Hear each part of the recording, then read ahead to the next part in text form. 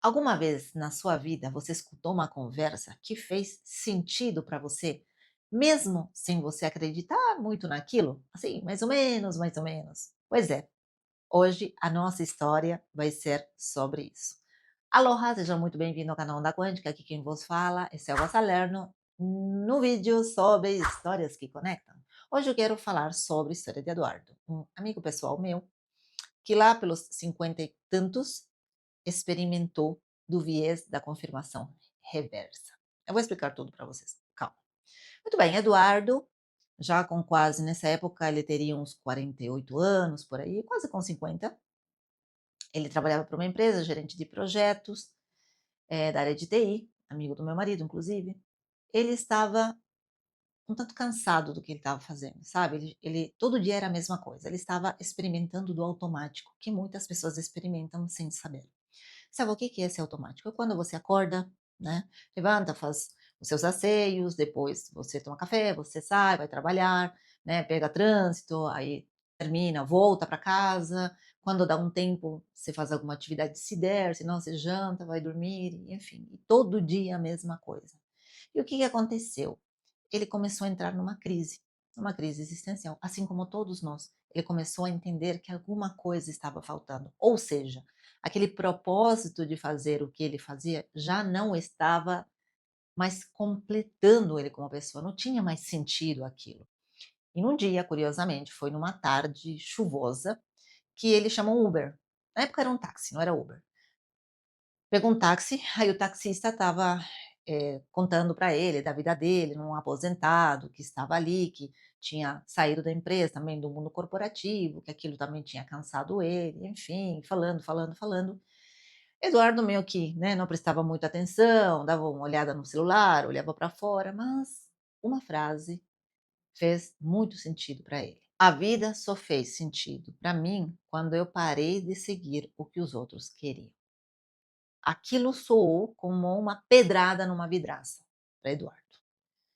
E ele voltou para casa com aquilo na cabeça, pensou, se revirou à noite e no outro dia ele decidiu a seguinte questão: o que eu faria se eu parasse de tentar ouvir os outros? Se eu parasse de tentar agradar outras pessoas? O que eu faria da minha vida? E foi aí quando ele deu aquela guinada na vida dele, né? Foi aí quando ele escutou o eu do futuro e começou a estudar o que ele queria, começou a fazer um hobby diferente. É claro, né? Tudo com muita parcimônia, não adianta também chutar o pau da barraca, né, gente? Mas, em complemento, ele achou um propósito novo. Ele, no caso, queria ser mestre cervejeiro. Olha essas ideias, né? Mas era uma coisa que ele gostava. Você não necessariamente, quando você está nesse momento, você tem que querer a paz mundial. Não se trata disso, ai, agora eu vou virar terapeuta, agora eu vou virar coach. Não, você pode seguir alguma coisa que você sempre quis e você teve medo, vergonha, você ficou escutando os outros falavam, não, não vai por esse caminho, você não vai ganhar dinheiro. Ixi, isso aí tá cheio, gente. Então ele decidiu seguir o instinto dele, o insight, a intuição, né? Aquilo que o eu do futuro dele queria lá no futuro. E hoje, obviamente, já está arregaçando as mangas para fazer a casa dele de cervejas, enfim. E ele hoje já sabe como fazer uma ótima cerveja. Eu não bebo, mas tem quem beba e que goste muito, obrigada. Né? Mas ele está no caminho certo. E por que tudo isso aconteceu? Isso acontece, né, esse insight acontece por alguns processos de quem? Obviamente do nosso cérebro. Isso não é magia, isso não é mágica, isso não é espiritualidade. É o nosso cérebro se comportando diante de um momentum, né? Diante de uma entrada a qual você se permite estar diante de uma crise de identidade, como foi o caso dele, certo? Então, o que que acontece, Selva? Me conta mais. Bom, quando você está no automático, você está sempre no modo alerta, certo? O teu sistema límbico, mais necessariamente a ínsula e a amígdala, elas ficam ali de prontidão, certo? Para alguma coisa que vai acontecer e que você tem que tomar as rédeas do assunto. O que que aconteceu? Nesse momento, ele se sentiu confortável, seguro. Então, esse estresse deu uma brecada.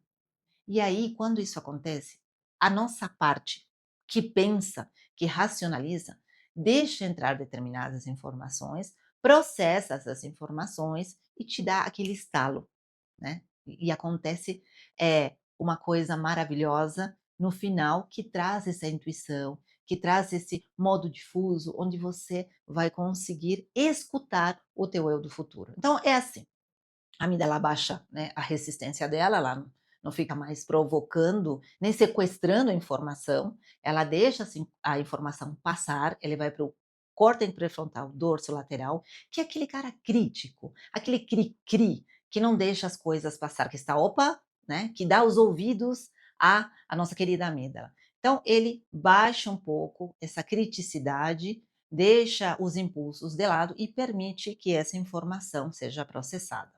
Não diferente disso, o córtex cingulado anterior, que é o nosso juiz, é aquele que, né, está no meio, separando as brigas, também cessa a sua questão de querer dizer que a crença A é certa ou que é errada, e se permite, obviamente, você absorver coisas que são diferentes daquilo costumeiro. Ou seja, você começa a ter uma escuta reflexiva. Você deixa o teu cérebro processar coisas diferentes, conceitos diferentes que antes você não tinha.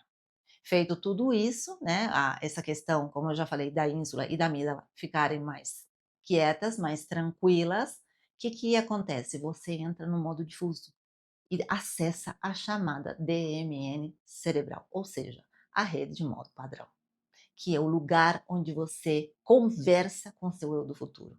É ali onde você deixa que o passado, o presente e o futuro se conectem e você começa a projetar coisas novas, coisas que se você encaminhando essa DMN para um lugar bacana, para o teu eu do futuro, você consegue ver aquilo que antes você não via. Ou seja, o teu eu do futuro. E a partir de tudo isso é que surge aquele momento epifania, momento eureka. E aí você, se você realmente sente-se chamado dentro de você, você vai partir para ação. Aí você vai ter ajuda de outros processos que acontecem no teu cérebro, como por exemplo a questão do foco, né, que é do Sara, e a questão da repetição, gerando nova circuitaria cerebral, obviamente gerando uma neuroplasticidade, novos hábitos, ou seja, um rumo completamente diferente para a tua vida. Se você quer saber mais como tudo isso funciona na ponta do lápis e como você faz uma prática para se conectar de vez com esse eu do futuro dentro desses processos cerebrais, eu quero te convidar, obviamente, para a aula A Ciência do Eu do Futuro, onde eu vou falar disso e muito mais. Se você quiser, se inscreve, manda o link para um amigo seu, para uma amiga sua, para se inscrever também, para vocês colocarem de uma vez por todas em prática essa questão do eu do futuro. E se você não viu o vídeo da história de ontem, de Mariana, onde nós falamos sobre o medo à perda, o viés da versão à perda, eu te convido a você dar uma olhadinha, acho que você também vai gostar. Então a gente volta a se ver amanhã com mais uma história que conecta. Grande beijo no coração, aloha!